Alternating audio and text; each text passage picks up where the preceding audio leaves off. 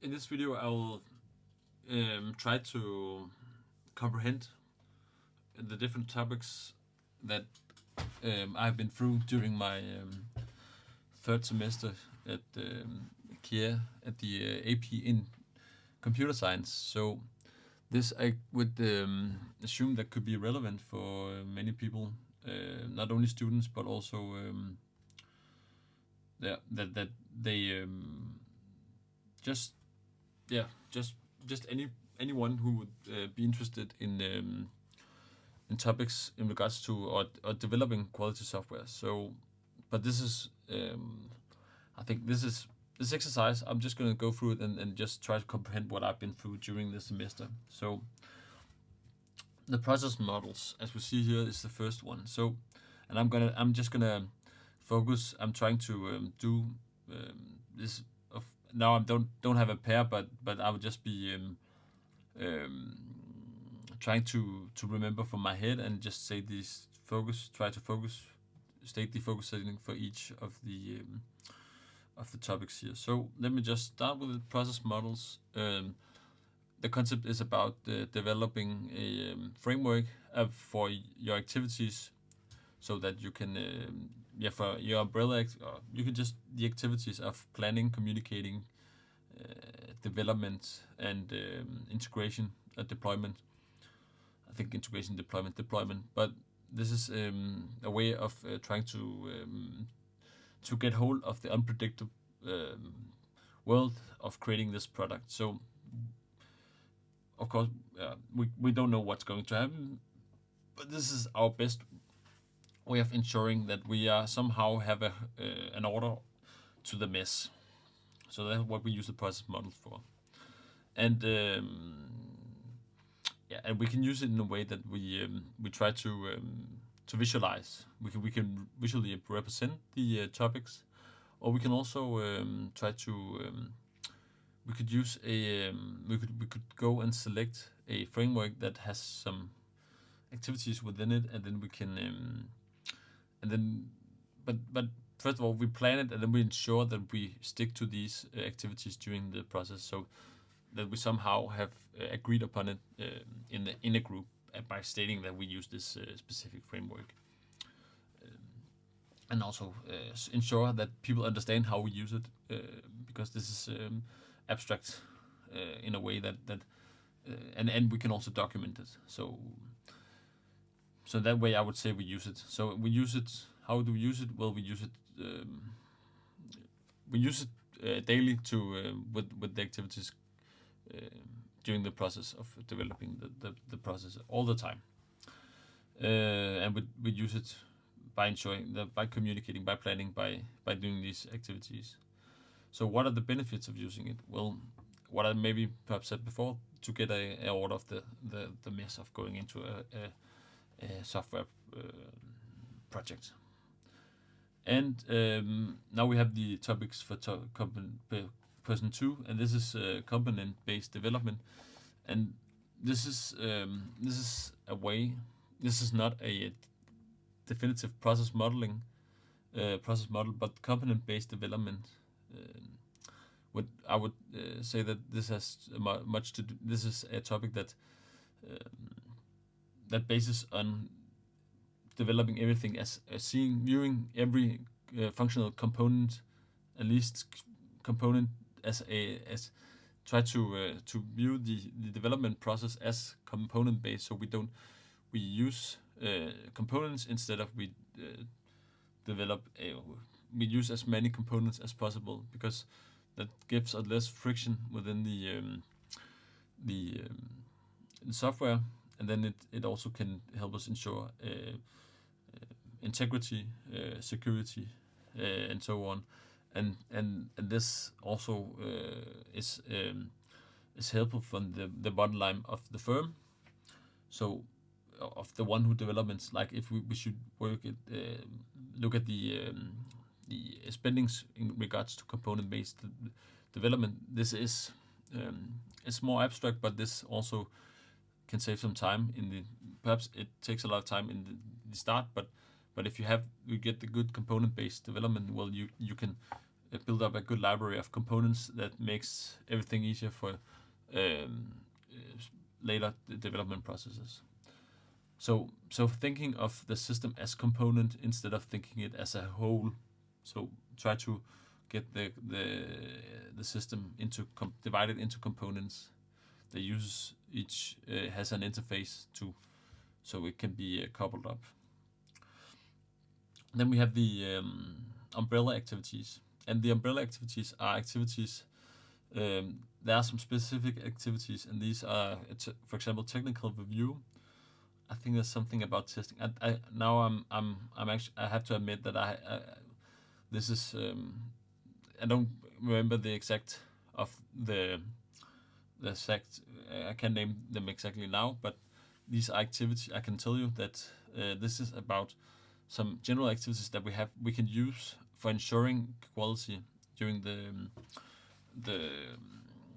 we can apply them to the process model, to the framework. So we have these as a like something that can help us build up quality products by, for example, conducting a technical review during our process of developing the system. Then we can have these activities that can ensure some quality based development, like ensure security, ensure these things that and we can use the knowledge of our development like this. There's some critical activities that can produce some good quality software. So this we have to remember during the process. I'll just and I think I've been what to do. We use it for, how do we use it, and we use it in terms of applying them during the development process. So we can, depending on how we can schedule them during the process. We can also take them as they come. So like, because they can be based on on the various needs during the process. So they are there to help us during the process, ensure the quality. That there can also be some risk analysis that we need to focus on, and they are not, I think they're not directly related into developing the software, but they are related to ensure that we will stick to the right path in some way. I think that's a broad definition of them. So that's the benefits of using it, sticking it to the right path. Data flow diagram. That's also a good topic, because that's viewing where the data goes into the system and goes out of the system, like, and who are the entities who wants data, who should we be aware of when developing the system, not in a program way, like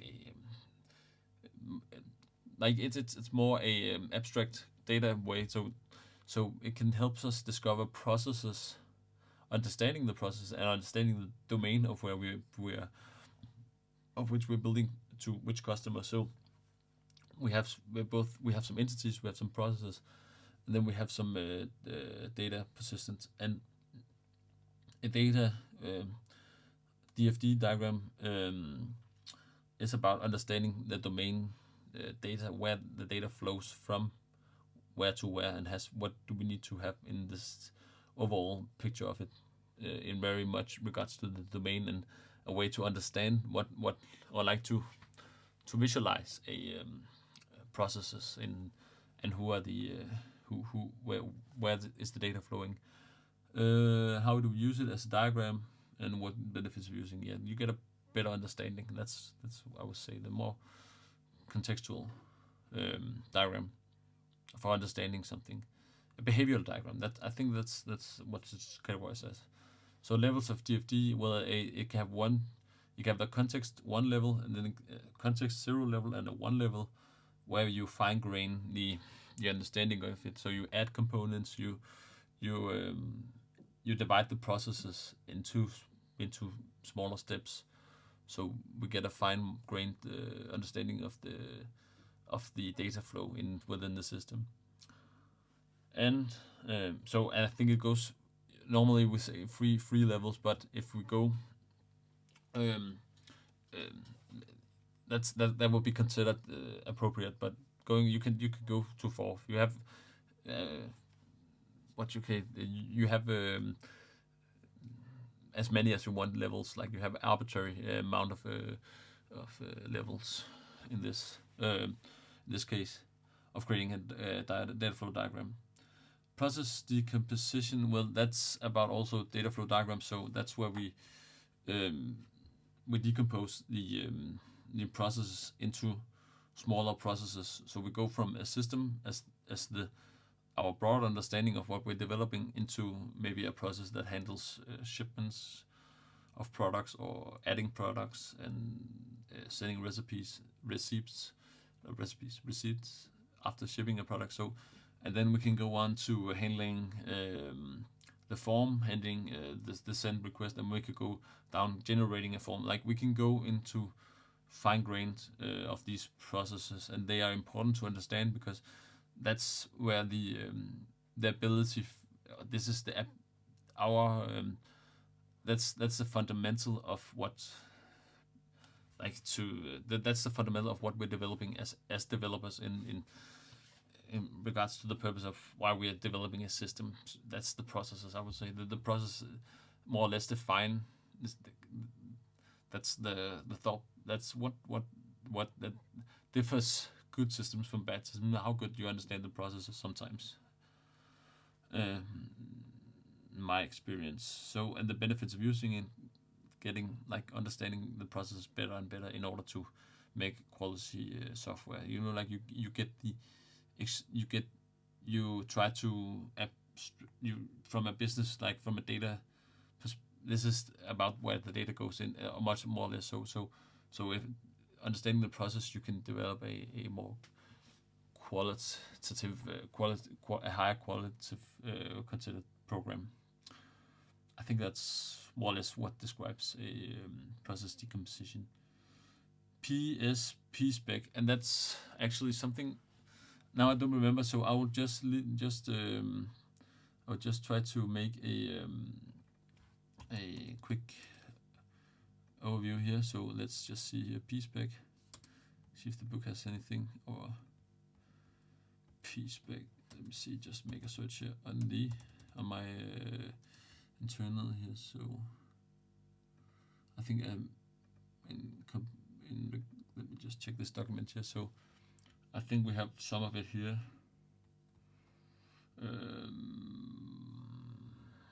PSPEC, yeah, process specification. So this is used for describing processes in a data flow diagram with text, yeah, and pseudo code. We use it for a better understanding of the process. We will use this. Okay, so yeah, I think I don't know how a real example of a process specification. Let's just have a quick. I think it's over the line of a data flow diagram. Let me just have a look here. So process specification will.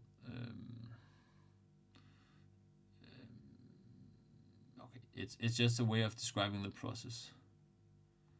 It's a generic term of the specification of process. Is not unique to business activity, but can be applied to any organizational activity.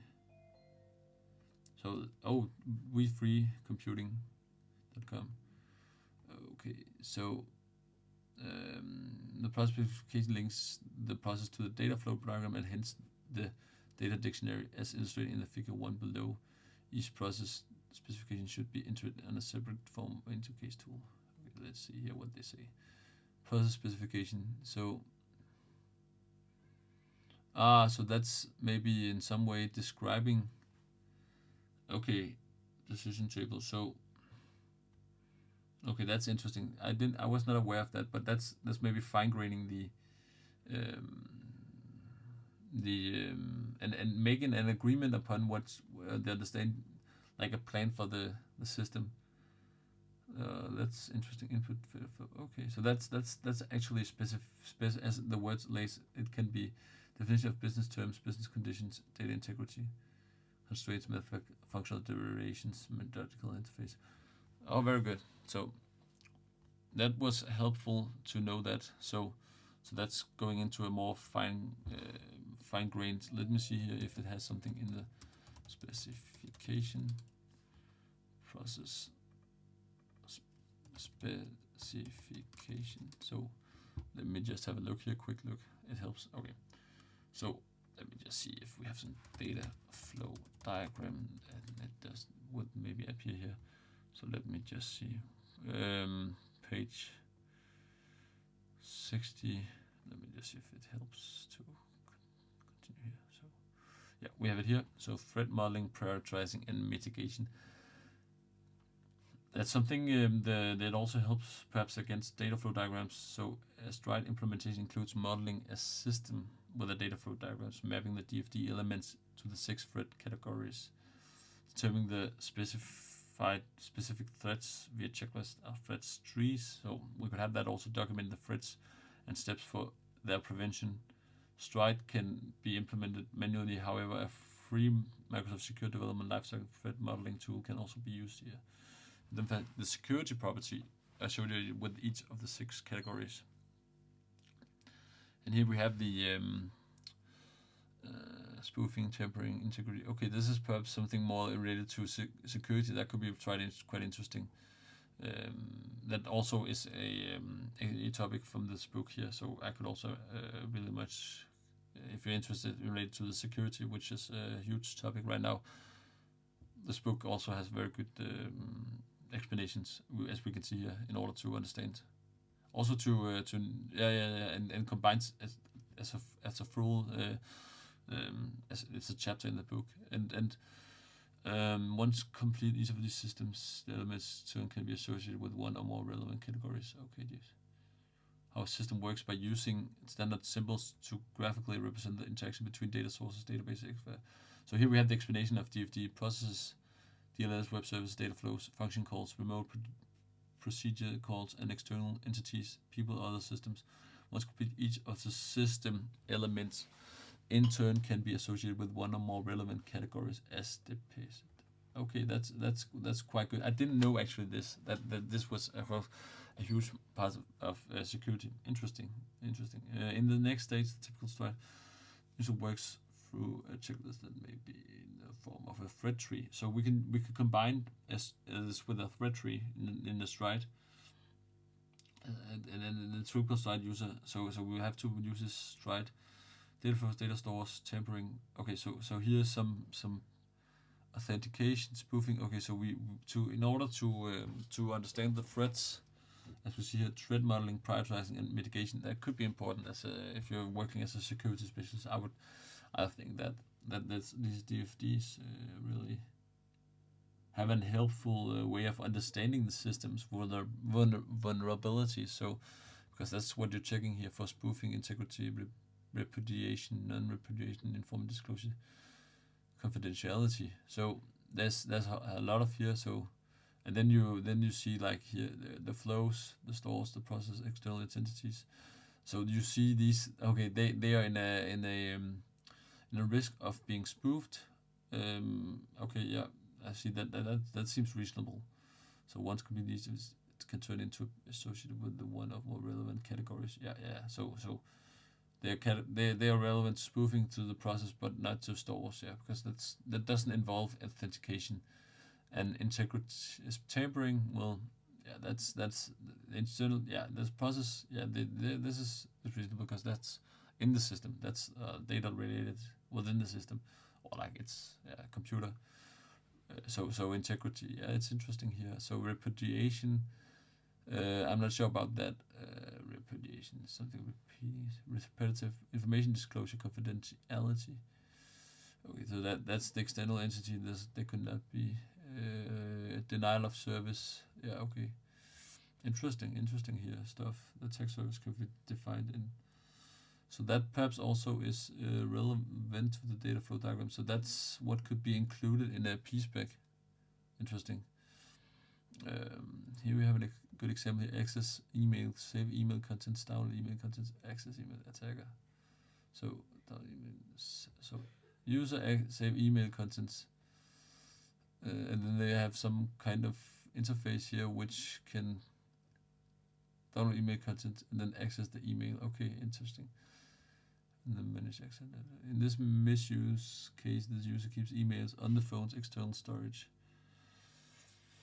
The area on the phone, the attacker gains access to the phone storage by compromising the operating system. Okay, so yeah, so that's a threat, because if they, in some way, this should be kept.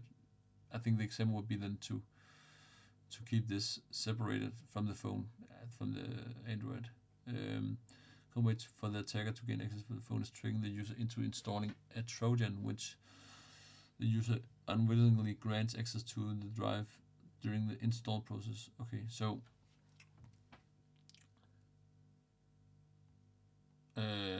which to drive during the install process. So they give the access. They just the attacker is then able to use the Trojan to download files, including the email contents file. Okay, that could be pretty serious. Attack patterns can provide some help by providing a blueprint for creating an attack. So I don't know if this is quite relevant to the DFD, but I think more or less this is very interesting. Okay, let's go back to the purpose of this. Okay, we've been through the PSPEC. I'm not sure about that. Will we use what the benefit of using it? Well, to clarify specific activities during the code. To make an agreement upon what we're coding, to make it more specific, more effective for implementing this, I would assume. Mythology comparison. Well, this is very interesting because that's some way of thinking to go in more abstract ways of determining to compare methods in order to determine what is best suited for development, and maybe building your own framework.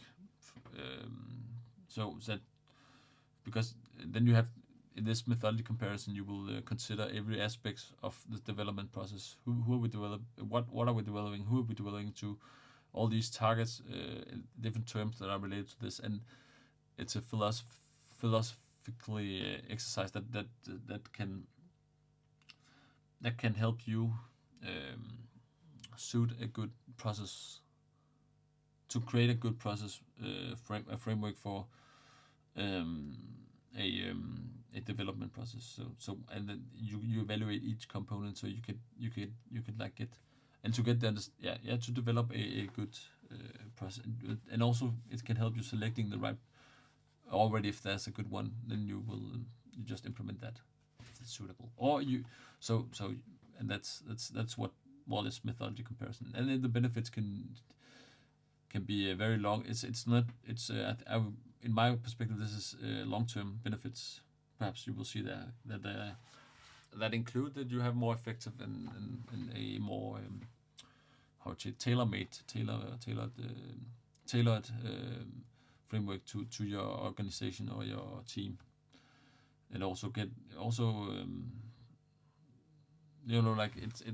if you it broadens your, I don't know why I do this, but it's something with the brain. You get a broader understanding of what you're doing and how you're doing it, and doing it right, some way. That's important for developing something qualitative, and perhaps that can save you some time, because if you are able to understand these things, you will be sure to take you could make better decisions regarding to your it helps you make better decisions, more considered, more weighted decisions. It's about philosophy, understanding what we're doing. Very interesting topic. I will not go into that anymore. Let's go to Scrum. This is a process framework, and this is based on the iterative process model. So you will have, first of all, you will try to I think one of the main keys aspect of Scrum is that it's time boxed. So you have to stay within a certain time when doing you have to have the time element during during each task or each activity within the Scrum framework. So you would have to consider how long you're doing everything, and not and estimates also have to be. It's based on time. So that in that sense, it's more important that you stay within these time frames that you're given. So because then you can then because as it's a way to ensure that we don't use too much time, because sometimes maybe I think you can get it, and to avoid to get stuck, and this is based on the theory of fail fast. So your focus would be to fail fast. So do something like act instead of that's my interpretation of it. But you have to act, or my experience with it, that you always have to ensure activity like action, because action they result in a reaction, and that will counterweight these action or something, like. So, and this will this in my opinion, this produces this forces us to think and to speak with each other. So for example, one of the activities in the Scrum is the sprint planning, and the sprint planning is about estimating times. Plan the sprint, so we have to estimate times for each activity during the sprint, and you could go into like this is and these estimation, we know they are based on much of the time. The best way to estimate is by having experience in estimating, or having experience with this project. So, and you only gain that with just the experience. If you don't have any, well, you just have to start somewhere, and you can like it's difficult because you will always if you have some experience, but it's and in this can get confusing, but you should not. The idea is not to get stuck at evaluating that's how the precise like how much time, but get the experience of trying to just doing it. So because all of us have perhaps like developing. Let's come with an example. I had an example from some group work where we somehow should all were new to the Scrum, and we want to implement it, and we want to use this by estimating time, and we all estimated, I think, way faster than we would do. We did do it, but the idea, we could if we and we spent some time like going back and forth. Oh, we use much time there. But the idea is not to get stuck in that situation, because that doesn't make the program. So instead, we should a product that we should get past that fairly quickly. So fail fast, like get past that, find out you fail, why I fail, because we have other activities in the Scrum, and that's also a part of Scrum. And fail fast. Well, we by the end of a sprint, we will take the retrospective and evaluate what we did and what we didn't do good within a certain time also. So we don't. The time aspect is important, but enough time to hear everybody, and that's also one of the key parameters of the Scrum is how many people are we in a team, because the ideal size for a Scrum team is 6 to 9, as I recall, and that's also on the philosophy that if the team gets too big, well, then it's difficult to in some way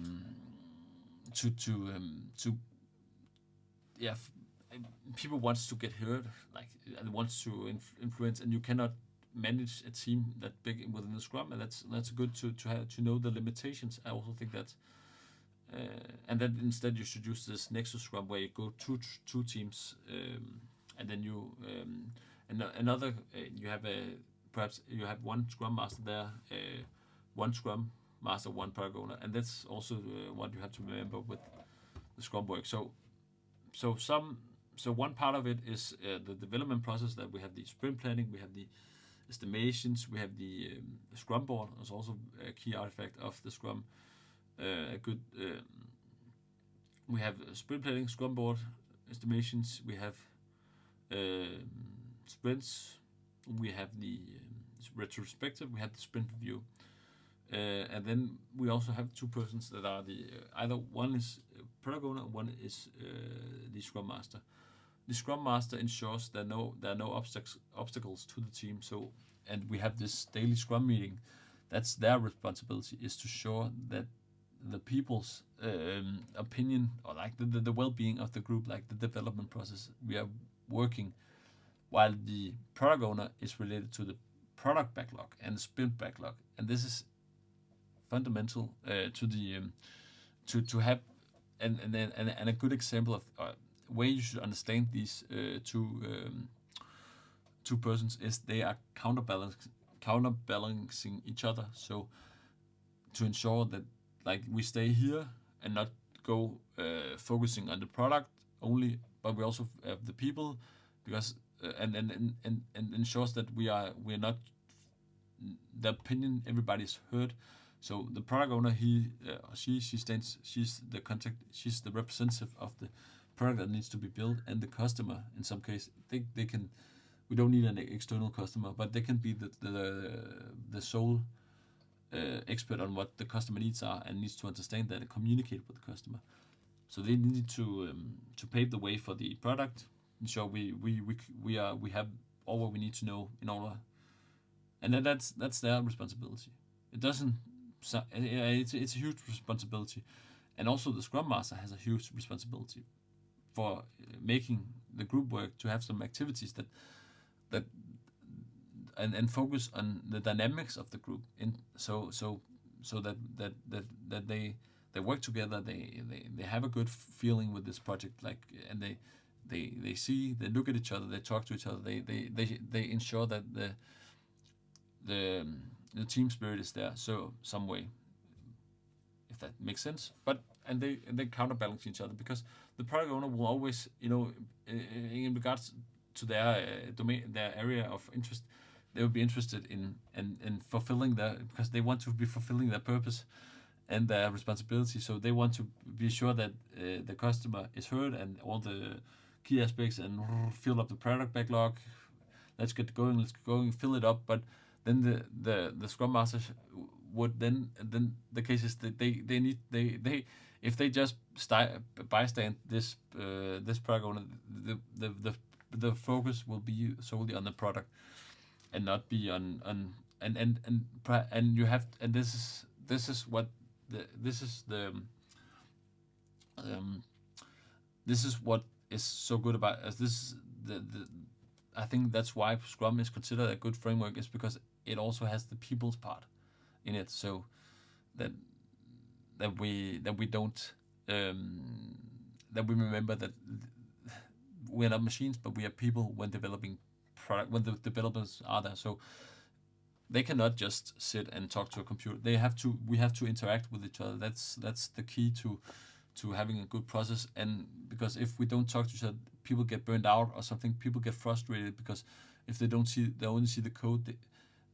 Projects are much better, and when people are talking and having this and because that can result in some toxicity, because some people, maybe you will end up having some experts sitting there and thinking to themselves that they have this, they need to do this, their only purpose is to do this, and they will not be talking perhaps so much to the other, or not interacting and staying track with each other, and there will not be dynamics and the yield that is important to group.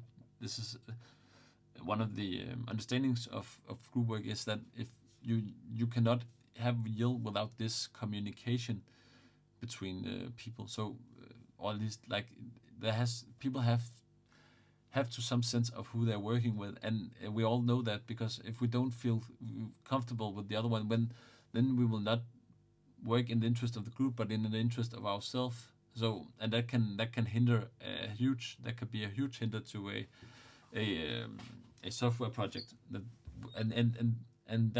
That's where it fails projects sometimes, because then people are not motivated for doing it. People are, even though they are perfectly good programmers and so on and so forth, they will not be motivated. I experienced, that's what you should be considering always that people are vital to projects, even now.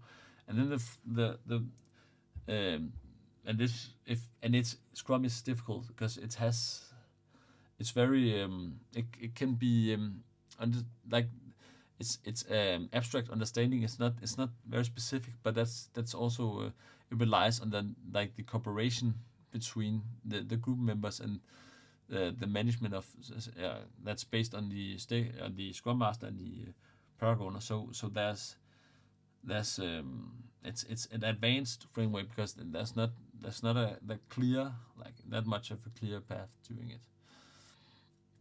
and you have to be experienced in some way, I would say. But the experience come with the exercising it. So that's perhaps my opinion that and it can be good for good projects where you have a high level working team and you know like you can get it done, because otherwise if people are aligned and people are aware, and then you get the job done with Scrum. Okay, that's enough for Scrum. Agile development. Well, that's also Scrum is a part of Agile development. So it's accepting that people come first over the actual development process, or like the process is the process is more important than the product. I would say that's my understanding of it. That we can or agility, like we do the right thing at the right time. So I would say I heard something about that, but to like not be reluctant or not going step by step in a certain way, like but we wind up. Of course, we have the model, the process model that helps us stay within these guidelines or these railroads. But agility, we will be open to change. That we don't necessarily need to be doing this at this time, but we also can talk about something else than perhaps what comes into our mind. If we need something, work out some documents, we do that. We don't have a specific way of doing it, but if we think we could see this, and this relies very much on the team to take action, and the stakeholders to take action in the project and do what's right in the moment, rather than like, and yeah, to guide to keep the process going in some way. And the benefits can be tremendous of using it if it's used right. Then it's perfect for now. I would consider, because you get people are more motivated for doing the things. We have some criteria. We have some things, and people will then be like, their mind would be considering more aspects doing, and not just like what you say, like narrow mind. It would broaden the line, because this is software development is not a concrete science. Like it's more it also very abstract, and you have to it depends also on people, because we have to understand some needs, and these needs cannot be generated, or this is and there's a lot of aspects that design and that involves people skills rather than hard and measurements and quantitative. So therefore we have to be open to change. Yeah, Scrum, multi-Scrum, multi-team. I'm not going to go into deep with that. Perhaps I would just show, I think, multi-Scrum here, multi-Scrum.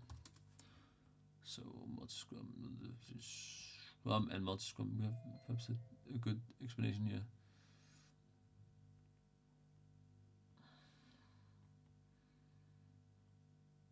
With more than one development team, there's really little guidance on this in Scrum Guide. So yeah, that's what I also experienced. The Scrum Guide. I would recommend that anybody who's new to it really read that. We learned that with multiple teams, we are advised to still use a single product backlog. Nothing is mentioned regarding the role of the product owner development team, Scrum Master, other than the multiple Scrum teams working on the same product. But how do we decide our over priorities? If we take the Scrum Guide literally, there could be more than one product owner. There could be more. Okay, so this is based on the In a multi-Scrum team setting, there is not just a single product backlog, but also a single product owner who works with the multiple development teams. Yeah, that was also my interpretation of it. The sole product owner makes product-wide decisions